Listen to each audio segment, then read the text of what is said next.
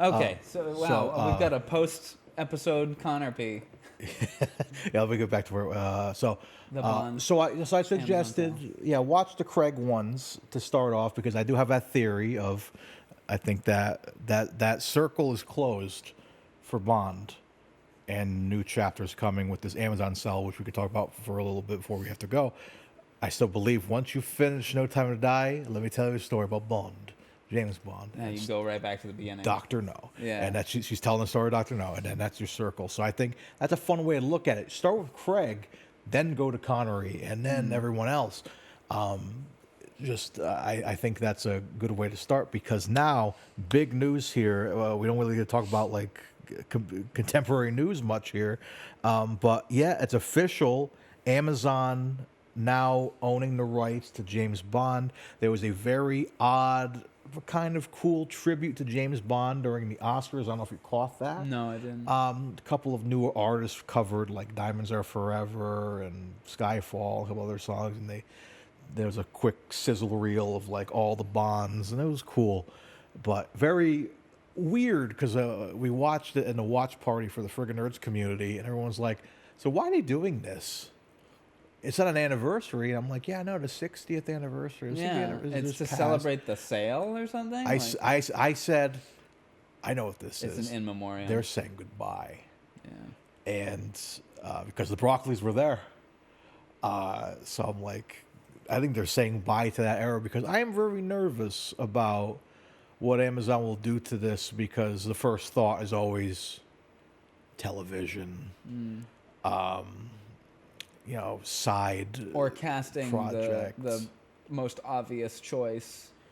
Yeah, people are already talking about like the hopes of Henry Cavill again, which I still would like that, but I don't want it as a TV show. Like, don't like, because it's such a fun event for us, man. Like, just the new, like, getting a new James Bond is like the new Pope. You know what I mean? It's like it's a big event. I remember Daniel Craig on that little boat in England. You see him for the first time, and you're like, "Oh wow, this is Bond, the blonde Bond." We first were kind of like, at least me, I was like, "I don't know, maybe." And then No Time to Die was my first one in the theaters, and that was really, yeah, shit, and that was a wonderful theater going experience. Yeah, Mine was World. Say what you think about the. Mine was World's Not Enough. Oh wow. Yeah, so, but I would already established. I hope there's some theaters around here that do like revival screenings of those.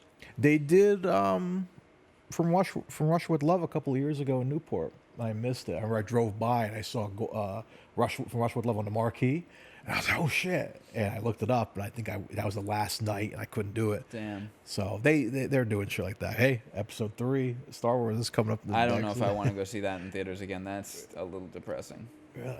Well, that movie. Talk about a movie with a unhappy ending. Yeah.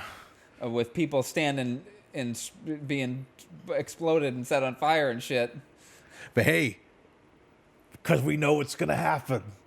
Yeah, it's more tolerable because you know it's coming. I'm like, yeah, we know it's gonna happen. But anyway, but yeah, talking about the sale of Bond, yeah, I just wanted to kind of get your thoughts on it, like, because again, I like the tradition of like we got a new Bond, we got a movie. Like I like how it's like because I don't want it to become Marvel, where Marvel's starting to slow down, but like every year we're gonna be sick of James Bond. Like this is like the last franchise where I don't want to sound like a hipster, but like, you know, I liked it before it was cool. We liked it before it was cool. You know what I mean? You're one of very few friends I have that cares about the Bond franchise as much as I do.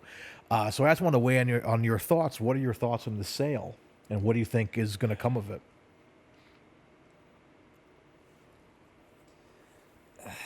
It's emblematic of the second Trump era to have this thing that is a family business making, like, for lack of a better word, bespoke films. Like everything is its own thing, kind of. Its own uniquely crafted thing, to then sell it out to essentially an Amazon villain, a Bond villain in Bezos, excuse me. Honestly, yeah. Who apparently said, "I don't care what it costs, get her out of there," in regards to Barbara Broccoli. That's crazy. So, I don't know. I will see the next Bond film, but I'm not entrenched in the lifestyle of it. I love the Bond films, but I'm not about to go drop money on something from one of the movies. You know what I mean? Though I did just buy some Bond film posters for my room. Yeah, those are great. Yeah, I got the Living Daylights. I got instead of Dr. No, I got a Japanese From Russia with Love. Nice. I got. There's a really good Goldfinger one which is floating around too from Japan. That looks really cool. Yeah, there were a couple of those ones. Yeah. I got Living Daylights, Majesties, and a great View to a Kill one. So. Yeah. So yeah, stuff like that. But yeah, it's like I just don't want it to become. Yeah, I don't want it to it's be already oversaturated. it's already a franchise, but like I don't want it to become. If they could Star Wars. If they can keep it to one film every 3 years. No TV. No. Like I don't want a Felix Leiter show. But would you watch it? Just see what they did with it. Like, but what if you liked it? If I liked it, cool. But then you didn't know if you wanted it. It's one of those things like we didn't know we wanted the iPhone before it came out. Yeah, but I don't know. I say this now. It's just because Bond is such a specific thing. I mean, maybe I'm wrong because we thought about this with the Star Wars stuff, and like, yes, they've put out a lot of garbage, but there are some cool shows they've put out. I enjoyed Andor. Andor 2 looks great. I enjoy Mandalorian is great, but then you have the other shows that like they had like Skeleton Crew that does Goonies in space. But at what point, is a 25 or 30% quality return worth it? Like, all right, hey, we're putting on 100%, we're getting back 30% good quality. Like Bond doesn't merit a extended universe. No. You know what I mean? Like people are like, we could do another female Bond, or I mean, you could just do another MI6 agent, and maybe it takes place during the time Bond is away, between Spectre and No Time to Die, or something, or something else, or a Nomi series. Yeah, or like we always talk about the idea of this doing a Bond movie today, but in the 60s. Yeah. Oh my God, how many cool movies have we seen that are set in the 60s? Oh my God, I just watched Jackson's King Kong the other day. Right. And I'm like, man, imagine 21 years old. Like, oh my God. Isn't that crazy? And that's a good looking movie, man. But like do like a cool 60s, like maybe remake. 2006 or 8. 6, I believe. 6. Okay, so 19 years old. Isn't that crazy? It's still crazy. But I'd like a period Bond. Yeah, maybe remake one, maybe, but like an older one. But at the same time, it's like I just like keeping, because again, like No Time to Die really was the end of an era. Because spoilers for if you haven't seen it, if you haven't, I don't know why you're listening to this show, but you killed Bond at the end, and you're like, okay, this feels like the end. This really feels like the end. Hold your breath and count to 10. It's Endgame. It's Endgame. For us, we still talk about all the time, Endgame is the end of the MCU for us. Yeah. Regardless of what's coming out, we still are like, MCU, I don't want to go see That is the end of an experiment. So, that is the end of a game. Yeah, so that's why I'm like, I'm a little nervous, but you know what? Hey, some things will maybe be different. We'll like some stuff again. Maybe I'll love a Felix Leiter show. Maybe I'll love some kind of spin-off. Maybe I just hope that they just do it justice. Make good films. That's all I want, because that's what Bond is to me, is films. So as long as the films are good and something I look forward to go seeing, and they're not made with AI crap. Don't remake James Bond Jr. We don't want that. As cool as the comic books are. I want that. I want a James Bond Jr. movie. Live action? Animated. Yeah, I'm saying they would, if they did a live action, like, I don't want to see that. No, animated.